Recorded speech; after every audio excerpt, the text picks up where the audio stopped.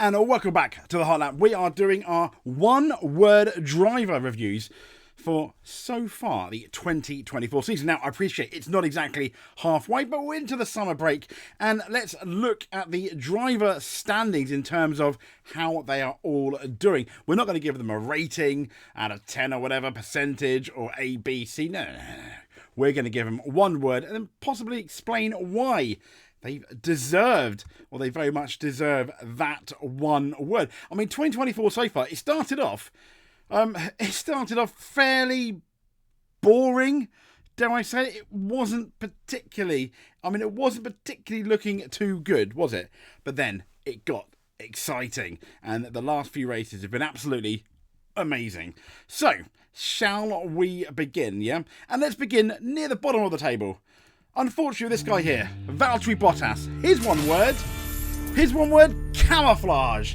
Yes, why have we gone with camouflage for Valtteri Bottas? Well, the reason we've gone with camouflage for Valtteri Bottas is it means hide or disguise the presence of a person, animal, or object by means of camouflage. Why is he hiding? Well, I don't think anyone is seeing what a good job Valtteri Bottas is currently doing. He is doing, I think, the absolute maximum that most people can do in what is one of the worst cars on the grid. He is ultimately, his potential is better than his teammate. And I can't help but feel that if he's overlooked now, bearing in mind where the driver market currently is, if he's overlooked for the Audi team, that for me will be very sad indeed for Valtteri Bottas, because I think he still deserves a seat in Formula One. This is a man that outqualified Hamilton on a fair number of occasions during Hamilton's peak. Remember, the guy that has the most pole positions. Yes, I know that car was the best most of the time. It was in Hamilton and Valtteri Bottas' hands. However, he still had to out-qualify Lewis Hamilton, who is not doing too bad this year. And I don't think he's lost that much of his speed. You give him a car that can do it, but in qualifying, I think he's there. He has won races. Let's be fair, he was a better teammate to Hamilton than Sergio Perez currently is to Max Verstappen. So there you go. Next up, Logan Sargent, and his word is deficient. Yeah, deficient for Logan Sargent. So, are we being harsh for Logan Sargent? I don't know. Yeah, maybe, but deficient means not having enough of a specified quality or ingredient. In that terms, I think talent. I don't think it's. I'm not trying to be mean to Logan Sargent, but up and coming, he looked like a fairly, solid, not great prospect. Not one that was going to set the world alight straight away, but I do feel that Williams have most certainly given him enough of a chance to do something with his car. I know the big thing came in Australia when Alex Albon crashed, and they definitely preferred Alex Albon, which would have been a knock on his confidence. But how many other people, your Maxes, even your Valtteri Bottas, your Lewis Hamiltons, your Lando Norris, can come back from that? And they are exceptional drivers, which I don't think Logan Sargent is when it comes to Formula One. Maybe he will be an exceptional driver, for example, if he goes to kart.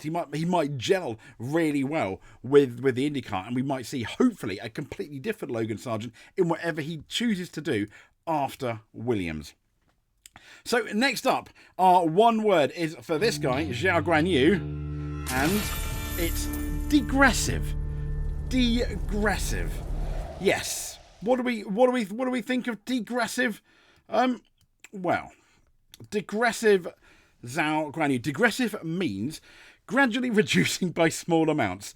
Am I being unfair? I don't really think so.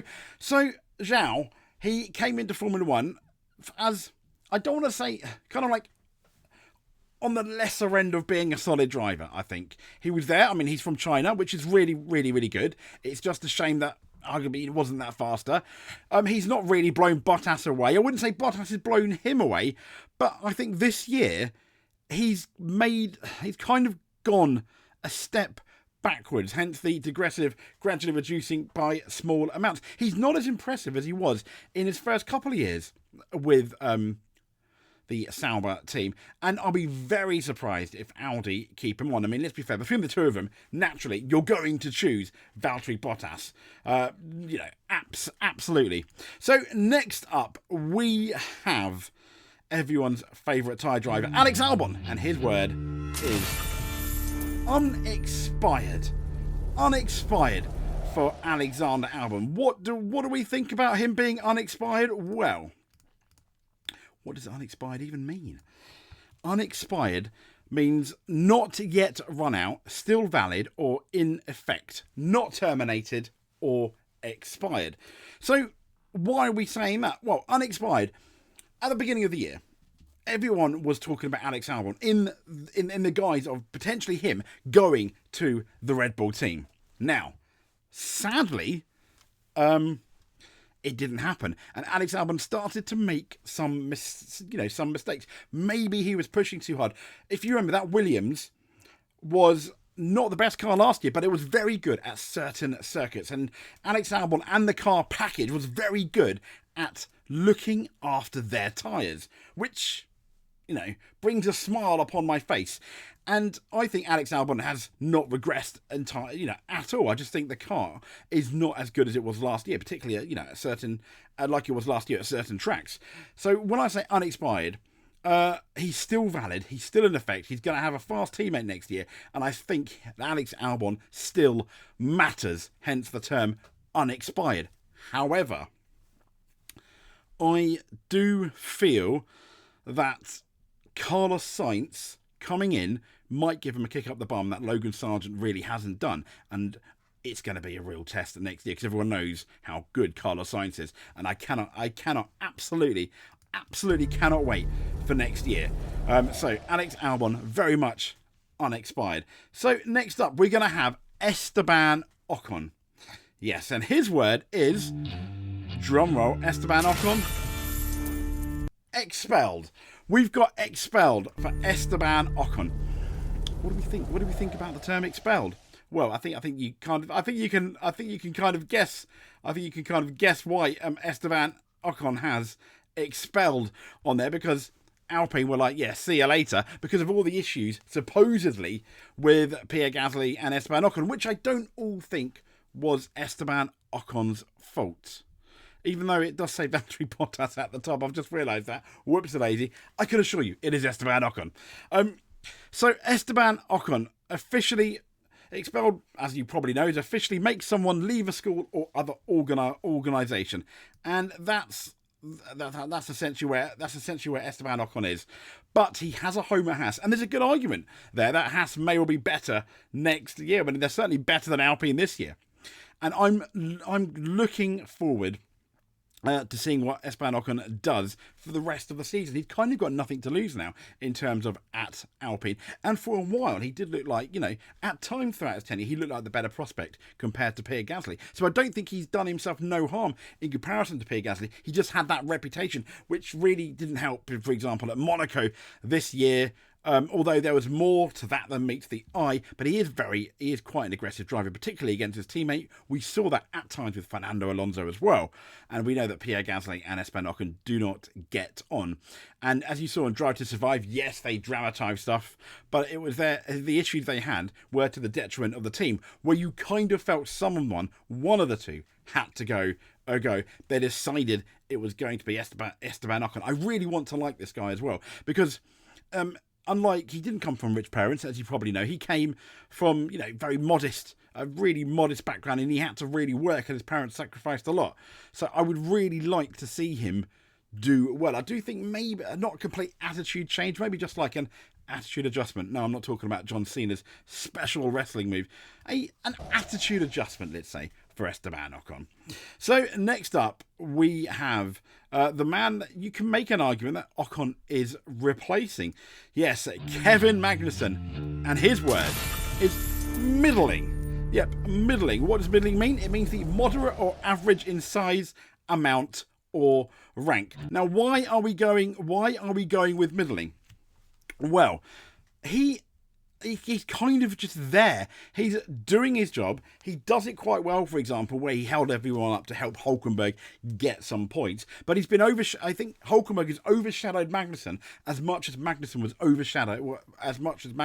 was overshadowing Mick Schumacher. I mean, Mick Schumacher, really got left in the dark by Kevin Magnussen. Now, I know there were a lot of issues back there, supposedly, for Mick Schumacher back in the team, with him and Gunther allegedly clashing, bashing heads, not literally, of course. But,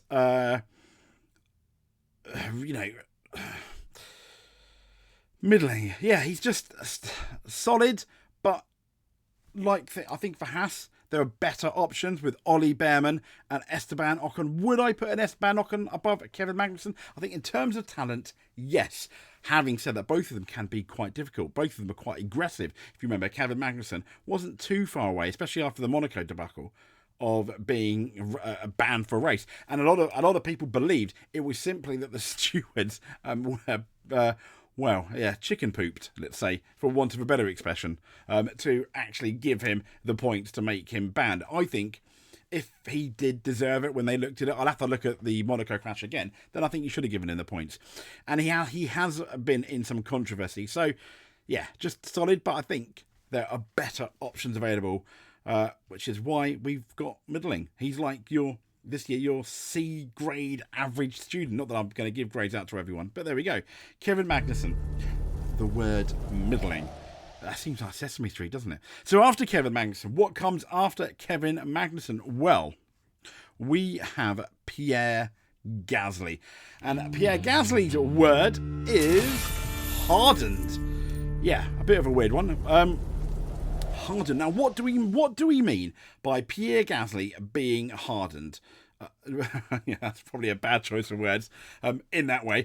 But hardened means very experienced in a particular job or activity, and therefore does not get easily upset by its more unpleasant aspects. I think he handled the Esteban Ocon issues quite well. To be fair, Esteban did as well. He has handled the Red Bull, getting kicked out of Red Bull quite well in the past when he got swapped over for Alexander Albon and then won in the Toro Rosso team, or the AlphaTauri team, whatever they were called at the time.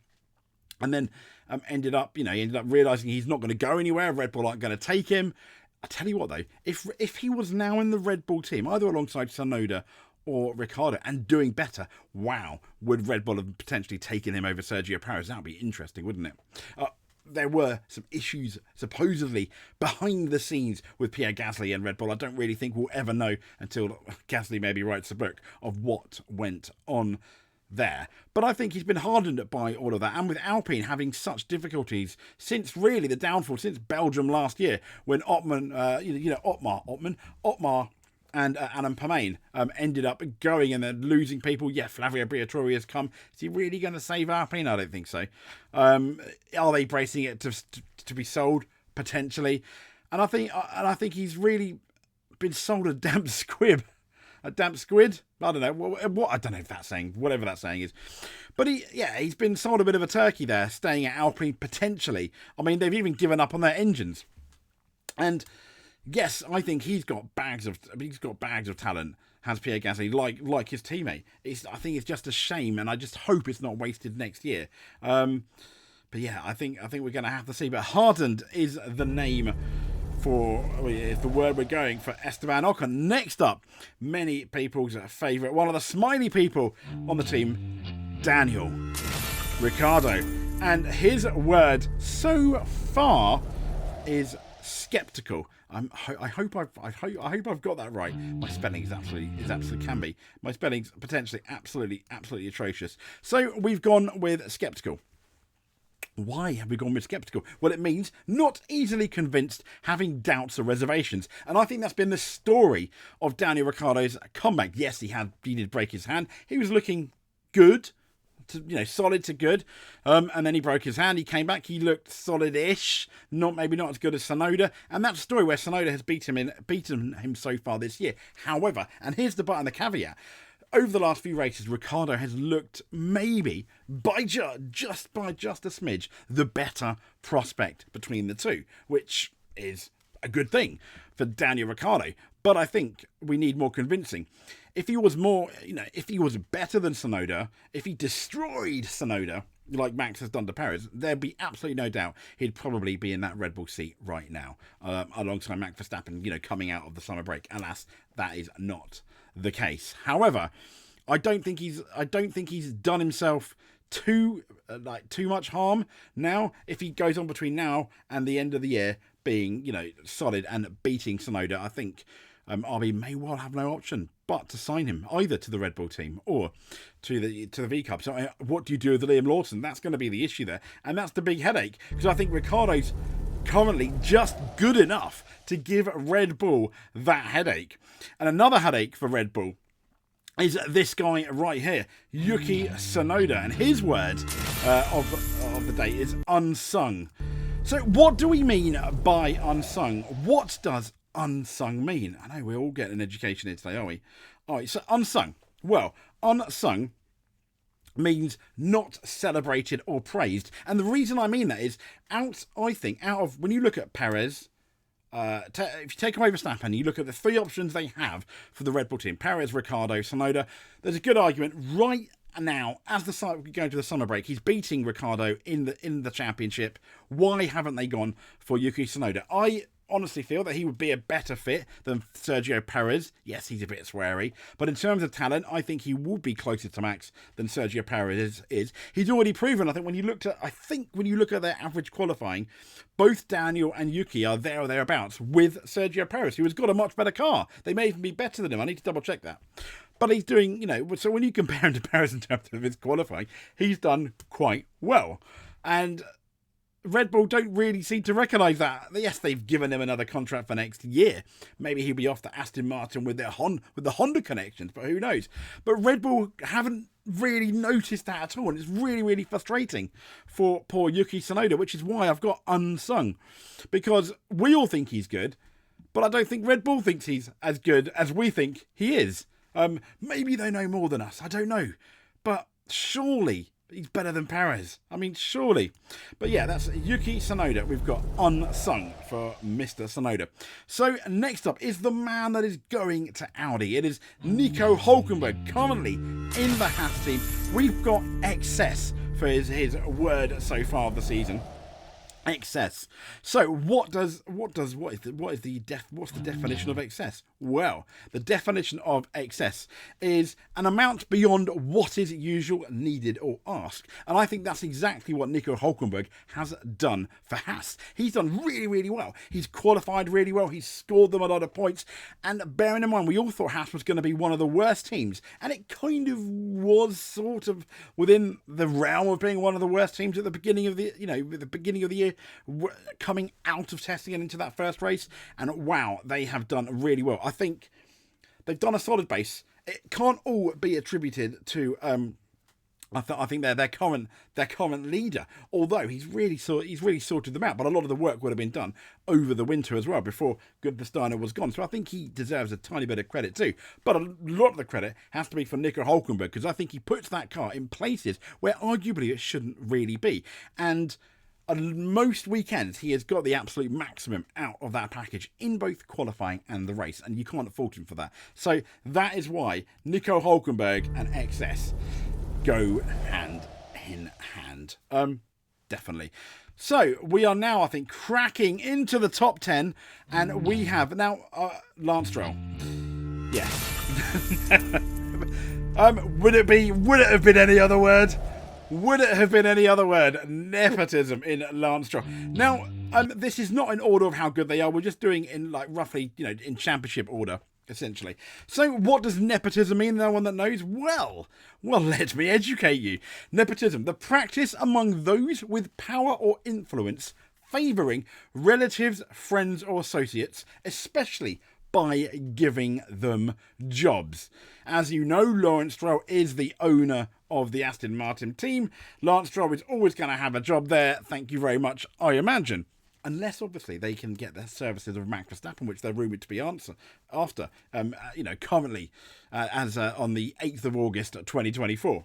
But team nepotism. Like I said yesterday, I think, the other day in our video, when I recorded the video, I was saying that I can't take Aston Martin seriously as long as they have Lance Stroll there. Now, I'm not saying he's the worst driver, but he's not he's not the best, and he's been there long enough to the point where he hasn't really improved at all since his Williams days. In that respect, he still makes mistakes. He seems to refuse to learn from those mistakes, and everyone in the team sticks up for him. But unlike, for example, Max Verstappen, where everyone in the team does stick up for Max Verstappen, yeah, it's a good team. They don't really criticise him too much. Some team bosses, I think, do criticise their own drivers, which I think is a good thing. I mean, even Toto has come out and criticised his drivers before in terms of, and even Zach Brown has, which I think is really is healthy. They won't go hammer and tong, obviously, because it's their drivers upset them too much. But I think they're honest enough, so, to make you think, yeah, fair enough. And that's one thing that Lance Stroll hasn't been criticised, but he's had a bit of a, he's been close to Alonso this year, but I think that's more that's more for Alonso. Yeah, well, we'll get into Alonso in a bit. That's more Alonso's fault than it is Lance Stroll doing well, in my opinion. The Aston Martin car is not as good as it was last year. But let's be fair, Lance Stroll wouldn't be there if it wasn't for his dad. I mean, that's an absolute fact. Hence the term nepotism. So many other drivers could have been in Aston Martin but haven't because of Lance Stroll's seat. And speaking of Lance Stroll's teammate, Fernando Alonso, his word is commodious. I think it's commodious. I think that's how you pronounce it. Commodious. Commodious. Why are we going with commodious then? What does commodious mean? Well, it means roomy and comfortable / convenient. Why am I saying that about one of the best drivers of this generation? He is. When you look last year, when that car had a potential for a podium, Fernando Alonso was there, just like Nico Hülkenberg got the most out of the Haas. Most of the time, at the beginning of this year as well, Fernando Alonso got the most out of the Aston Martin. Then came that multi-year signing with Aston Martin, and it seems ever since then, he's just been convenient and he's been comfortable. He no longer needs a drive. He's no longer fighting for a drive. Now, to be fair to Fernando, though, that car, I think, is not particularly very good. Now, and I think he is struggling more with the car, which is maybe why Lance Stroll is closer. Or he's just got too comfortable, which is why Lance Stroll is closer. I doubt very much it's more Lance Stroll's talent that's getting him closer more than Fernando Alonso's regressing, because I don't think he's regressed. He was really good at the beginning of this year. Yes, he was talking about retirement, but as we know, Fernando Alonso is a political animal in Formula One. So, commodious for Fernando Alonso. I think that's kind of like a fair thing, but once again, no disrespect to Alonso, he's one of the greats. Of this current generation. Next up then, we have got George Russell, and the word is recognised. Recognised. Why are we going with recognised? What does recognised mean? Well, yeah, it's pretty obvious. But I thought the meaning of recognised and what it means, I thought is quite interesting, because it means the meaning is if someone or something is recognised, it is generally accepted that that person or thing has a particular position or quality. And I think in 2022 he beat Lewis Hamilton. There was the caveat there that Hamilton was trying setups, etc. And in 2023 Hamilton beat George Russell. But I think this year George Russell, yes, he got that win in Austria, which he may have fallen into a tiny bit with the Lando Norris and Max Verstappen hitting each other, but significantly, and what we can't forget is Lewis Hamilton was nowhere near that, to take advantage of it. That was all George Russell. Now, we forward on to Spa. Yes, he got disqualified. But once again, that was George Russell against Lewis Hamilton, who I thought was going to win, but he didn't. And he looked after his tyres, and Lewis Hamilton could not get by. It was Lewis Hamilton making a couple of mistakes into La Source. Now, I'm sure Lewis would have won had he had the same strategy as George Russell, but he didn't. And George was thinking about George, and he made the most of his opportunity in Spa. And I think that was absolutely wonderful. So George Russell, I think, has finally been recognised this year as a top-grade driver. Like all people, he does make a few mistakes, but so does Charles Leclerc, so does Max Verstappen, so does Lewis Hamilton. We just hope, though, the Australia mistake, okay, Fernando Alonso got blamed for it, didn't he, this year? What we don't want, though, is another Singapore mistake and another Canada, where in Canada, he really should have arguably won that race in Canada. He didn't, and it just kind of sucked for George Russell. But, he finished first on the road twice, albeit only counted once, and I think he's had a really, really solid year. And if Max Verstappen was to go to Mercedes at any point, but we think Kimi Antonelli is going to be signed. I do think George Russell will give Max a much harder time than some people probably give him credit for. Bearing in mind, I've always said it, George Russell beat Lando Norris, who's currently second in the championship in Formula 2. So yeah, go George. We recognise you, George. We recognised you. So, next up is Max Verstappen's teammate, Sergio Perez. And his word is counterproductive. Am I being harsh? I don't think I'm being harsh. I'm just being honest. But it's counterproductive for Sergio Perez. Yeah, poor Sergio. Why counterproductive? Well, the meaning of counterproductive is thwarting the achievement of an intended goal, tending to defeat one's purpose. His goal is to finish second again in the championship and help Max. Has he done that? No. At the beginning of the season, when the car did have that advantage, he did. But then he just fell off a cliff. They re-signed him. It surprised everyone, I think, other than maybe Sergio, maybe even surprised Sergio. But for whatever reason, Red Bull re-signed him, and he's done really, really average to the point where Logan Sargent, has a quite impressive qualifying record when you compare it to Sergio Perez, as obviously do the B team, as in Danny Ricciardo and Yuki Tsunoda. He's just not done good enough. And when the summer break, when it was quite acknowledged by everyone that there's going to be a chat about Sergio Perez, he re-signed again because they feel that Sergio Perez hasn't been given the right chance. Yet that didn't happen for Alex Albon, that didn't happen for Pierre Gasly, that didn't happen for Daniel Kvyat. Yet, bear in mind, they did have Max Verstappen waiting in the wings. So they're giving Perez a really big chance. Or is it just all about the money? Who knows? It is a bit weird though, and it's not exactly Red Bull-esque. But it's nice that Sergio Perez gets a chance, because if they do end up getting rid of him, you can't say he didn't give the chance. He didn't have a chance, did he? So we want Sergio Perez now to give Max Verstappen something to think about, for example, in qualifying, and do really well. But he did start second in Belgium. It was a solid qualifying, and he just finished pretty much last of the leaders. Yes, 8th on the track, but 7th after George Russell's disqualification, and it was absolutely not good enough. Now, the counterproductive thing also is the fact that Red Bull, let's be fair, they should really be favourites for the Constructors' Championship. They should have a lead akin to Max Verstappen has in the drivers. They don't, because of Sergio Perez. He is not scoring the points, but it's not even the fact that he's finishing maybe just 4th or 5th off the podium. He's consistently not scoring enough, to the point where McLaren are within, I think 43 points, so like a 1-2 in fastest lap. At a race, they're going to be right there, which is not good for Red Bull.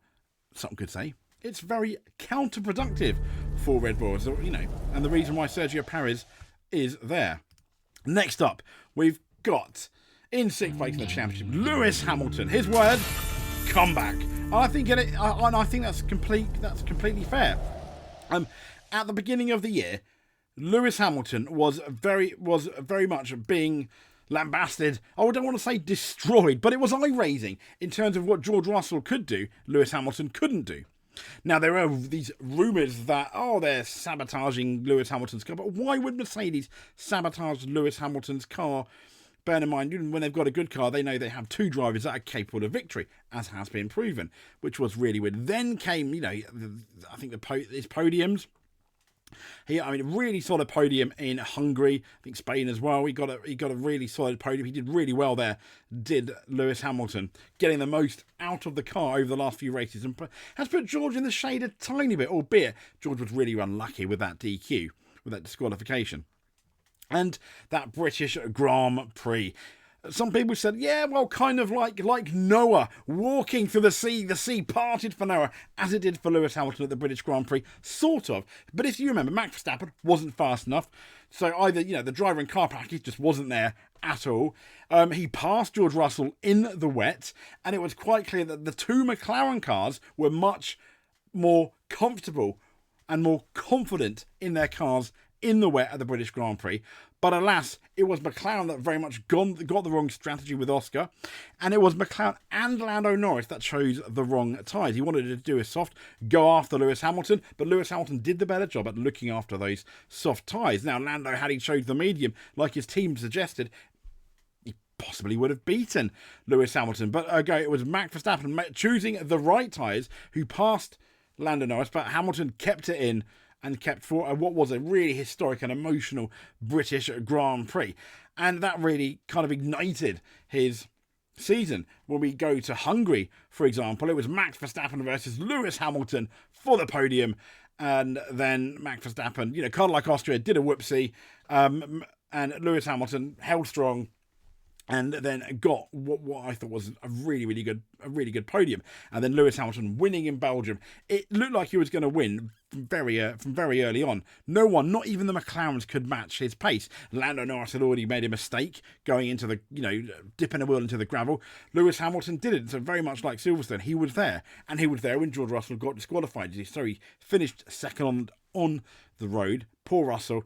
And then Lewis Hamilton is probably not the way he wanted to win, but he's won 2 races so far this year and the only man to do so. George Russell, the only man to finish first on the road twice to do so as well. Yes, he got disqualified, which is why I think a lot of people were thinking, is he still good enough? And that was a big question coming into even the British Grand Prix. I mean, podium in Spain, one swallow doesn't make a summer, kind of. I get it. But he did good, didn't he? He didn't do too bad at all. Yeah, he got qualified by George Russell at Silverstone, but he outraced him. So well done and fair play to Lewis Hamilton, the comeback king, I think, so far of 2024 in more ways than one. Finally winning a race after waiting, let's be honest, a very long time. Next up, we got Carlos Sainz, and his word is overlooked. Pretty obvious, really, what the meaning of overlooked is in the context of we talking about Carlos Sainz. But overlooked. Let's talk about it anyway. I fail to notice. And who failed to notice? I honestly think the other teams failed to notice Carlos Sainz in respect of how good he is. Now, if you think Leclerc is a world beater, he's been up there with Leclerc pressuring him. Maybe he doesn't have the consistency every weekend of Charles Leclerc, and that may well be true. Can he have the beating of Leclerc? Yes, he can, under the right situations. I mean, I think their first year together, he beat him in the championship, didn't he? So why then has he not either gone to Red Bull? Why then has he not gone to Mercedes? Okay, Mercedes maybe would have offered him just a 1 year, but they didn't. They've got Kimi Antonelli in there potentially for next year, which kind of I would still choose a Carlos Sainz over a rookie Kimi Antonelli, but understandably that's going to be a long-term thing with Kimi.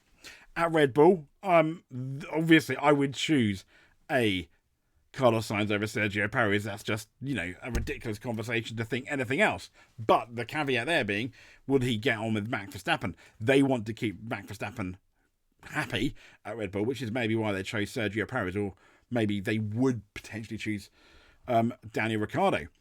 So I think he has been overlooked by a lot of the big teams. McLaren weren't gonna take him anyway. He chose to leave McLaren, and McLaren arguably have a really, really strong driver pairing as well. And with Lewis Hamilton, though, going to Ferrari, would you choose a Lewis or Carlos Sainz? You'd probably go for a Lewis. And I think that's been proven so far this year. But I still think he's been overlooked by teams. He's going to Williams.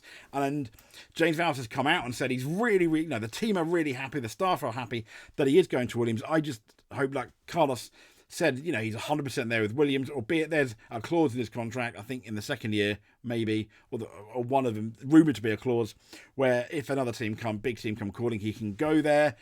Then if that's the case, how much faith does Carlos Sainz really have? Because I think Williams, I would love it if Williams were to make a bit of a comeback and start scoring regular points. Can they? Yes. They've got 2 drivers, Carlos Sainz and Alex Albon, that very much can. So at least Williams haven't overlooked Carlos Sainz, I think, like the other teams have. And I think that's one of the most exciting driver pairings, along with Leclerc and Hamilton, for next year.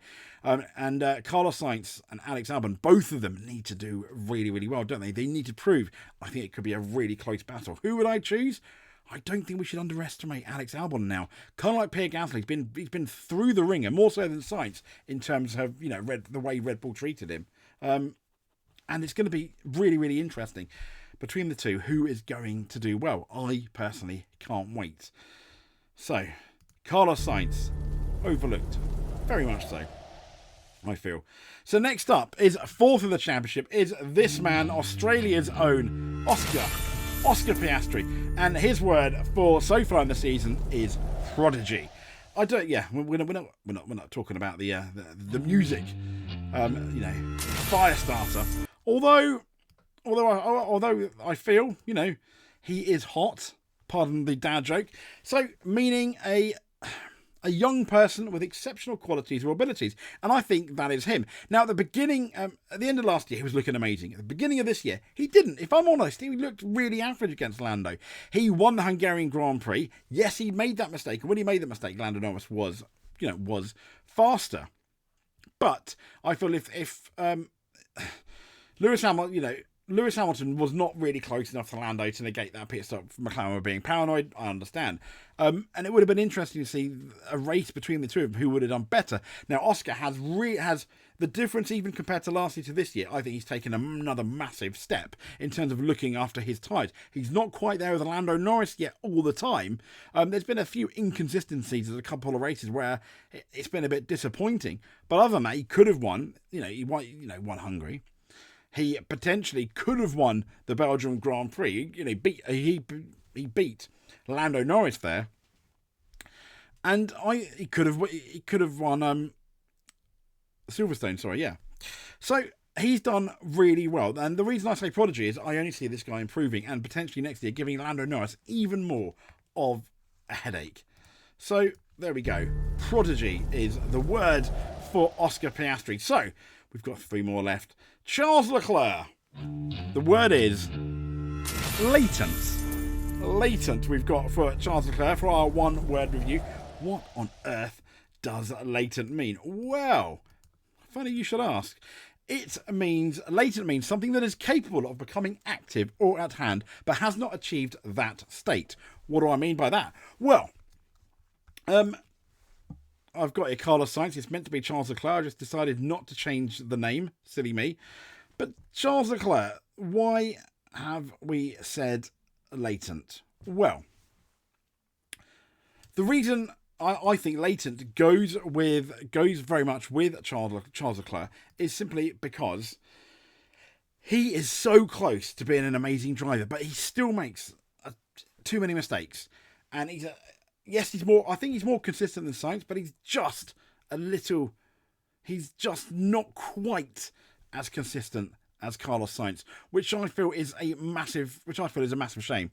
And I think he's 1 or 2% away from being on someone like a Max Verstappen, Lewis Hamilton's level, which is why I'm really excited about next year for the Lewis Hamilton and Charles Leclerc lineup. I absolutely can't wait. I think it's going to be amazing, and I think he's just missing just a couple of things to be up there with the best. Is Charles Leclerc? Can he do it? I think he can. He's really hard on himself, but he's too inconsistent, and he makes silly mistakes that a driver his caliber and his experience really shouldn't be making. So latent for Charles Leclerc. Next up, we've got Lando Norris, and I may be being harsh here, but I've got mistakes as Lando Norris's word so far of 2024. Mistakes, why are you being so harsh? Well, mistake obviously meaning an act or judgment that is misguided or wrong. Maybe I should have said misguided, but I thought mistakes because Lando Norris won in Miami. Absolutely brilliant. Could have won in Spain if it wasn't for the bad start. Let's be fair. Could have won in Austria. Max is going to be more to blame than that, really, for Lando Norris. Could have won at Silverstone. Made that mistake by choosing the wrong tyres. Could have won in Hungary had he got a decent start. And was better than Piastri, but Piastri was driving away.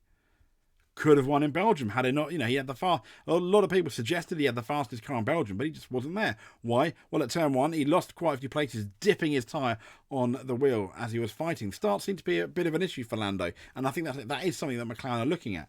But that's why he could have, this guy could be a 4-time Grand Prix winner rather than a 1-time Grand Prix winner, and that's why it's so frustrating for Lando Norris. It sucks, doesn't it?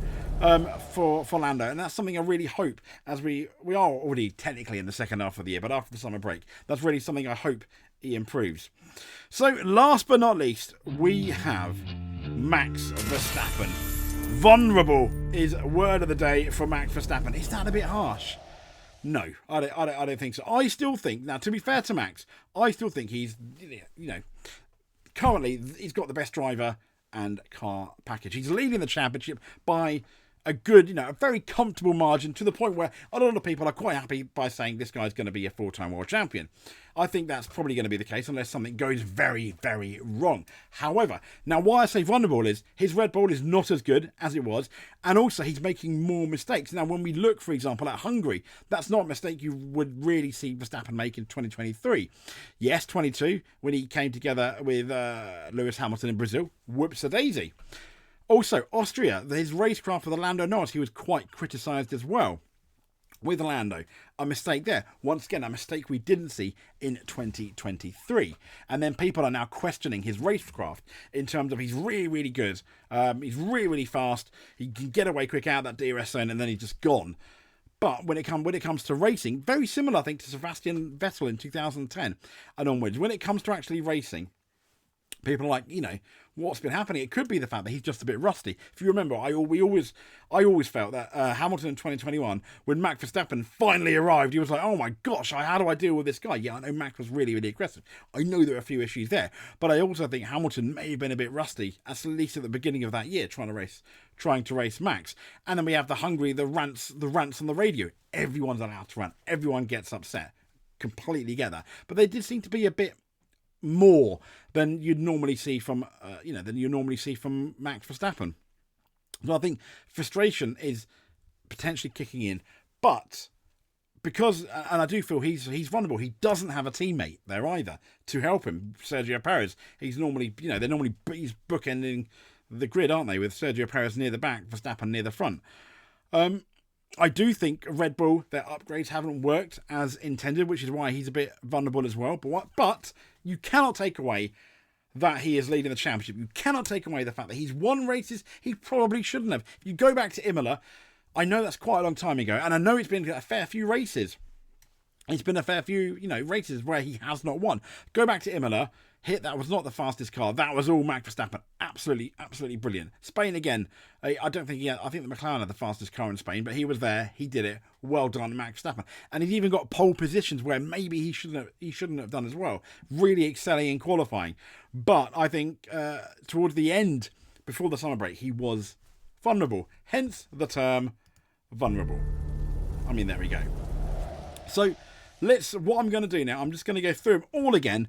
So, Valtteri Bottas, his word of the day is camouflage. I think other teams haven't seen how good this guy really is, and he is good. In terms of Logan Sargeant, we have got deficient, not good enough, not talented enough for Formula 1 in terms of F1 cars. He may be good elsewhere though. Now, next up we have Zhao Guanyu, and for him we've got digressive. He seems to just be going backwards. He looked a lot better the last couple of years than this year. Then we've got Alexander Albon, and we have unexpired. He is still there. His talent is still there. The car's not right there, but he has reminded us on occasion he is still a force to be reckoned with, but not Valtteri Bottas. It is, I can assure you, Esteban Ocon. He has been expelled from his team because he's difficult to work with. Kevin Magnussen in the Haas team has been middling, very much a C grade, and I think Haas felt there were a lot better people, hence the term middling. Pierre Gasly. We've got the word harden back at Red Bull, back at Alpine, all the issues going on, and he's still there, and I think going strong. Next up, we've got Ricciardo. His word is skeptical. He's there, not quite as good as Tsunoda yet, and I think we're not too sure what Daniel Ricciardo we still have. But Tsunoda is beating Daniel Ricciardo, but unsung. Very much Red Bull not wanting to put him in the senior team when the stats are saying yes. Next up, Nico Hulkenberg, and his word is excess. He's far excelled in that car. In spite of that car, he's done really well. For Lance Stroll, we have the word nepotism. Why? Well, Daddy Stroll runs the team. There we go. Fernando Alonso, though, we have got the word commodious. Why? Because he's got maybe a bit too comfortable now he signed that multi-year deal. But George Russell, we have got the word recognised. Yep, I think this year he's done really well. He's limited the mistakes, and he is there or thereabouts for a world-class driver. Unlike this guy, Sergio Perez, we've got counterproductive. Why? Well, he's single-handedly letting Red Bull lose the Constructors' Championship and not really helping Max. Lewis Hamilton, the man of the comeback. Their comeback win at Silverstone, a bit lucky in Spa, but boy has he arrived and reminded us how good he can be. Carlos Sainz, the man going to Williams now, overlooked by Red Bull and Mercedes and a bunch of other teams. He is very talented. Oscar Piastri has arrived. He's won his first race, and what a prodigy he has. He is. He's taken a massive step from last year to this year, and he's troubling Lando Norris.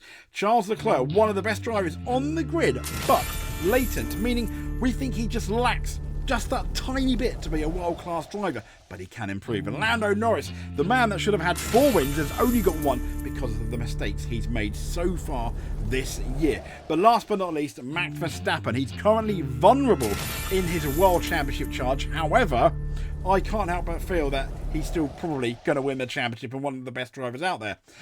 And breathe. If you liked what you saw, please give us a subscribe. That would be absolutely amazing.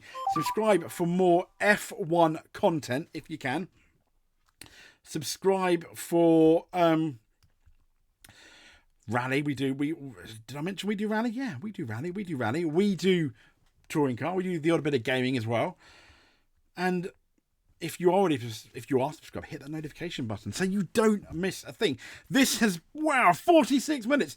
This has been one of the longest episodes I've ever had in this, talking and talking some more. So I'm going to leave you now because my mouth is going fairly dry, and speak to you soon. I hope you enjoyed our one-word review. Thank you very much for sticking with. Sorry about those errors about naming the drivers wrong. It takes a long time to prepare, and I'm not too great with the writing. Speak to you soon, though. Thank you very much.